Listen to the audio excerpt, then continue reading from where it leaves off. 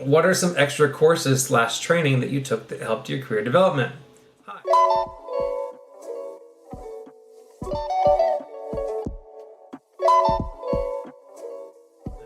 Hi, so I'm trying to take some extra courses, ideally low-cost ones that would help with my career development. I've been looking at the likes of Google's project management, etc., but I'm wondering what were people's experience with doing extra training outside of work. My manager won't let anyone be better than him, so if we ever put in a request for training, he will swamp us with work so we can't attend. Okay, first of all, your manager sounds like they suck. Maybe you should let their manager know that they're preventing you from being able to do training to improve yourself. And maybe their manager can give them some constructive feedback about employee development. Because training is important. And if you can present value attached to your training, then they should have no reason, other than budget, to prevent you from doing it. So this whole bit where they will swamp you with work so that you can't attend because they don't want anybody to be better than him, that is toxic as all get out, and that is not what you should want in a manager. So what the heck? All right, so let me do my quick little Toastmasters thing and then we'll move on. So I spend like $40 a year on Toastmasters. That's what I do for my training. It helps me with my public speaking. I also do this podcast. It also helps me with organizing my thoughts and doing public speaking. So if you think that you're a good communicator, you can be a better communicator, consider Toastmasters. It's super cheap, and it's a great way to become a better speaker. Next, does your company have a subscription to any training, online training? So my company has like an online learning platform that we have access to. And maybe your manager hasn't told you about it because they don't want you to do it, but I'm sure that your company might have somebody that in either HR or maybe your company's big enough, you have a training and development department. But if you reach out to those departments, they might be able to connect you with online resources. So, for example, my company has access to an online learning platform called, I think it's called Lisa Online Training. It's called, no, I can't remember what it's called, but we have like a whole profile that it's through our company's own website, and then it has links to all these different places where we can get training on like project management, like you said, and stuff like that. So maybe your company has that, and likely if they do, it's free, and likely if they do, then you can do it on time at work.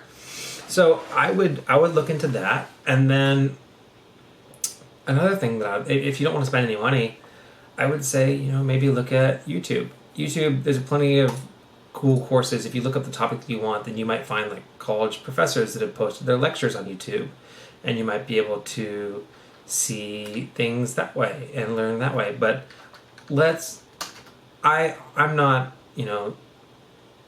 the best advice because my company has a platform that I use, but Skillshare is one that I hear advertised a lot. I don't know if it's any good. I'd be curious to know. Let's see what everybody else says. Everybody else says if you can get student licenses of softwares, spend some time in Fusion 360. There's a free Fusion 360 license where you can practice your finite element analysis. That's kind of cool. Another person said taking classes, continuing education courses from your local engineering department, which actually prompts me, depending on what kind of engineer you are, ASME, mechanical or electrical, you can join your local chapter of like ASME or IEEE, and they'll have speakers come and give presentations to the local chapter meetings. And oftentimes they'll also have continuing education courses, with those chapter meetings. So that's another cool way to practice, continue to learn by joining a professional organization. This one says, Get Things Done. It's a book. That's kind of cool. The best classes I've taken have been soft skills stuff, in particular classes on risk communication. And they said classes taught by Vincent Cabello. That's kind of cool. Book reading. So that's what I would have to say is join a professional organization where you can kind of practice and learn and stuff like that. Okay, I'm going to steal Charlie Work's answer. They say, to be honest, I'm an engineering manager and I know people like your boss. That sucks. Trying to be as good as you possibly can and making visible accomplishments sounds like it will be nerfed by your boss.